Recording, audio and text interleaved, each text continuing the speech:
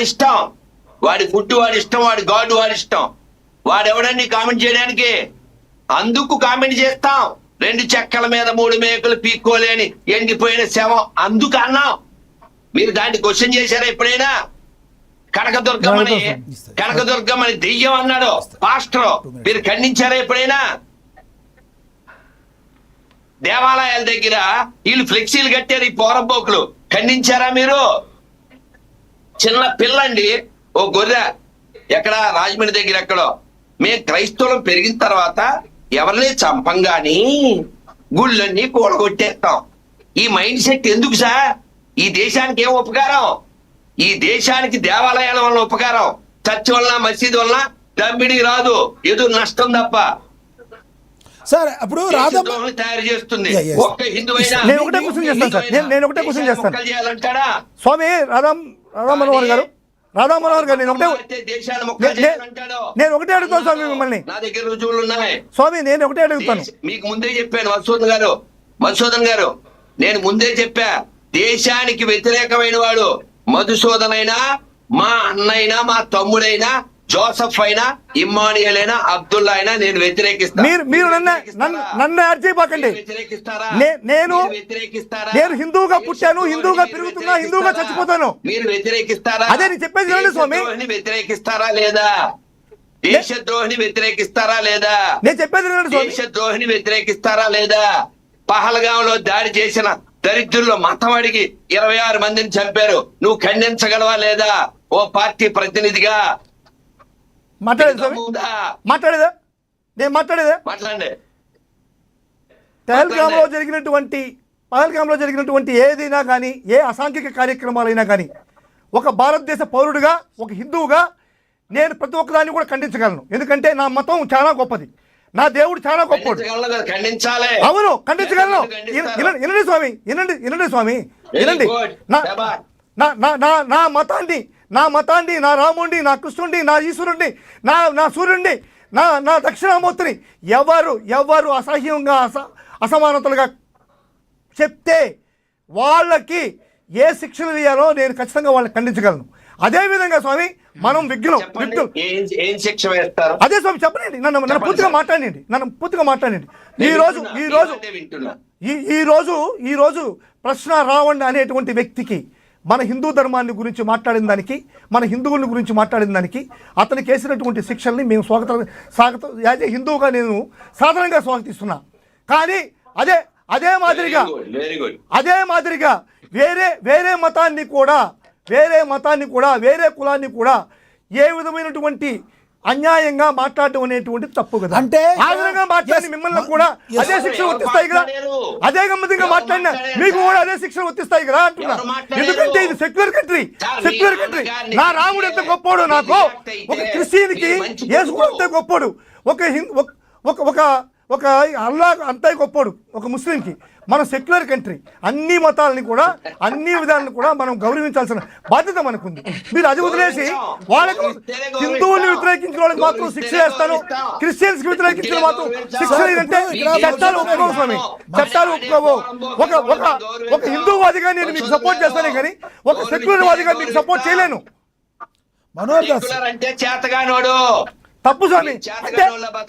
అంటే ఇప్పుడు ప్రధానమంత్రి సెక్యులర్ వాది చేతగానుడా? మన ముఖ్యమంత్రి సెక్యులర్ వాది చేతగానుడా? ఏం మాట్లాడుతున్నారు మీరు? మన మంత్రులు సెక్యులర్ వాదులు చేతగానుడా? చెప్పండి. మన ప్రధానమంత్రి సెక్యులర్ వాది చెప్పండి. అంటే సెక్యులర్ వాదం ఉంటే మీకు చేతగానురా? ఏం మాట్లాడుతున్నారు మీరు? మన ప్రధానమంత్రి ప్రధానమంత్రిని మీరు వద్దంటండి.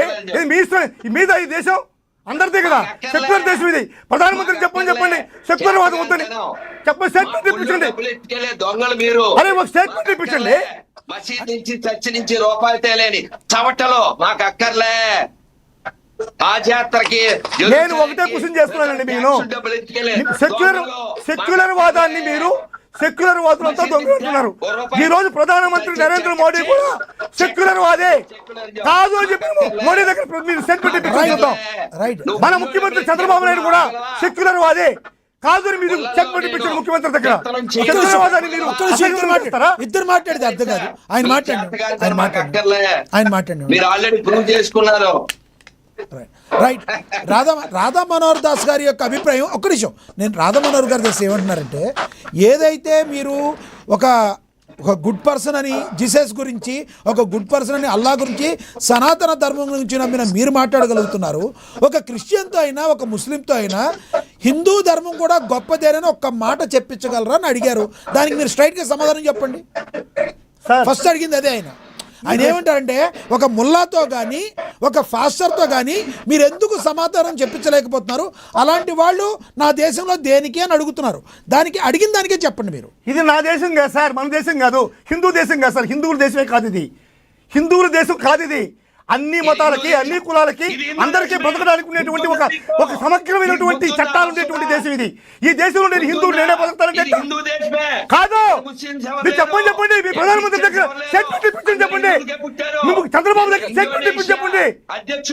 అదే మీరు చెప్తే ఇది హిందూ దేశం కాదు, సెక్యులర్ దేశం, అన్ని కులాలు అన్ని మతాలు నేను ఉండడానికి అధికారం ఉంది, మీరు చెప్పడానికి వీల్లేదు. ఒక్క నిమిషం. ఇది మనం రాష్ట్ర రాజ్యాంగం ప్రకారం అన్ని కులాలు అన్ని మతాలు ఉన్నాయి, కానీ అది హిందూ దేశం కాదు, ఇక్కడ క్రిస్టియానిటీ పుట్టింది, ఇక్కడ ముస్లిం పుట్టింది అంటే మీ దగ్గర ఆధారాలు ఉన్నాయా? ఇది హిందూ సార్, ముస్లిం పుట్టిందా క్రిస్టియన్ పుట్టిందా అసలు ప్రపంచంలోనే సనాతనమైనటువంటి ధర్మం అంతే. మీకు ఇస్తాను. రాధా మనోహర్ దాస్ గారిని మాట్లాడినామండి. రాధా మనోహర్ దాస్ గారు ఇప్పుడు ఈయన ఏమంటారంటే ఇది హిందూ దేశం కాదు అంటారు. కానీ ఒక క్వశ్చన్ నాకు కూడా డౌట్ ఉంది, మీ ద్వారా కాదు, మీ ద్వారా అడగాలి. ఒక్క నిమిషం. సరే, మీ ప్రధానమంత్రి మోడీ గారి దగ్గర స్టేట్మెంట్ ఇప్పించండి, మోడీ గారి దగ్గర స్టేట్మెంట్, చంద్రబాబు దగ్గర స్టేట్మెంట్ ఇప్పించండి. ఇది సెక్యులర్ కంట్రీ కాదు, ఇది హిందువులు మాత్రమే ఉండాలని చెప్పి స్టేట్మెంట్ చెప్పించండి స్వామి. మీరు చెప్పట్లే హిందూ దేశమే, అందరూ ఉండొచ్చు. అదేంది హిందూ దేశం? హిందూ దేశం కాదండి ఇది, భారతదేశం, భరతఖండం. సర్వ మతాలకి సర్వశక్తులకి అందరికీ కూడా ఆమోదయోగ్యమైనటువంటి ఒక పవిత్రమైనటువంటి స్థలం ఇది. రైట్. మనోహర్ దాస్ గారు ఒక్కసారి, మనోహర్ దాస్ గారు నాకు ఒక క్వశ్చన్ సార్, ఈయనకు ఒక క్వశ్చన్ వేయాలి.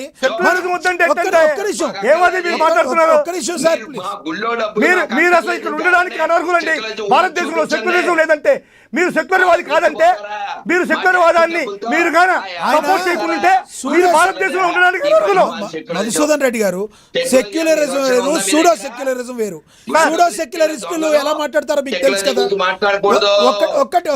ఒకటి రాధా మనోహర్ దాస్ గారి ద్వారా ఒక క్వశ్చన్ అయితే అడగాలనుంది. ఒక్కటి మీరు చెప్పండి, ఇప్పటి వరకు కూడా ఎవరు కూడా ఎక్కడ లేని మతంని హిందువులు ఎక్కడైనా కూడా ఎవరినన్నా కన్వర్ట్ చేశారా? ముస్లింలు ఎవరినన్నా కన్వర్ట్ చేశారా? లేదంటే క్రైస్తవులు ఎవరినన్నా కన్వర్షన్స్ అనేవి ఎందుకు జరుగుతున్నాయి? హిందుస్థాన్ కాదని మీరు ఎలా అంటారు? ఇది మన హిందూ ధర్మం ఆచరించే దేశంలో పరాయి మతం వాళ్ళు ఉన్నా కూడా మనం ఉండండి అని చెప్పాం, అంతేగాని ఇది హిందూ దేశం కాదంటానికి మీ దగ్గర సాక్ష్యాలు ఏమున్నాయి సార్? మీరు ప్రపంచంలోనే అతి సనాతనమైనటువంటి ధర్మం హిందూ ధర్మం. సార్ ఒక్క నిమిషం చెప్పండి సార్. యాంకర్ గారి పేరు లక్ష్మీనాగ్ సార్. లక్ష్మీనాగ్. యాంకర్ మీ పేరు నాన్న? లక్ష్మీనాగ్ అండి. లక్ష్మీనాగ్. లక్ష్మీ నరసయ్య గారు. నాగ్. లక్ష్మీనాగ్ గారు. ఎస్. లక్ష్మీనాగు. యా. మీరు చాలా బుద్ధితో మాట్లాడుతున్నారు. ముందుగా మీకు శుభాభినందనలు. ఎందుకంటే ఈ దేశానికి రాముడికి సంబంధం ఉంది, ఈ దేశానికి శివుడికి సంబంధం ఉంది. 12 ద్వాదశ జ్యోతిర్లింగాలు, 18 అష్టాదశ శక్తిపీఠాలు, 108 వైష్ణవ దివ్య దేశాలు. ఈ దేశానికి బైబిల్కి, ఈ దేశానికి క్రైస్తవానికి ఏం సంబంధం లేదు. కేవలం దోచుకోవడానికి వచ్చినటువంటి మతాలు. మనోహర్ దాస్ గారు ఒక్కటి మీరు గమనించాలి. ఒక్క మాట చెప్పండి సార్. మీకు డౌట్ ఉంటే నేను చెప్పిన మాటలు ఆ కాశ్మీర్ ముఖ్యమంత్రులు ముగ్గురు చెప్పిన మాటలు వినండి. నిన్న ఇండోనేషియా అధ్యక్షుడు చెప్పిన మాటలు వినండి. మాటలు వినొద్దు. ఒక రావణ్ పాకిస్తాన్ వాడు కూడా చెప్తున్నాడు, ఈయన వచ్చి ఇప్పుడు ఇది హిందుస్థాన్ కాదంటే అయిపోతుందా? నేను హిందుత్వం కాదండి స్వామి, నేను చాలా పరిపూర్ణ హిందుత్వంలో నేను హిందువునే, నేను దక్షిణామూర్తి భక్తుడు.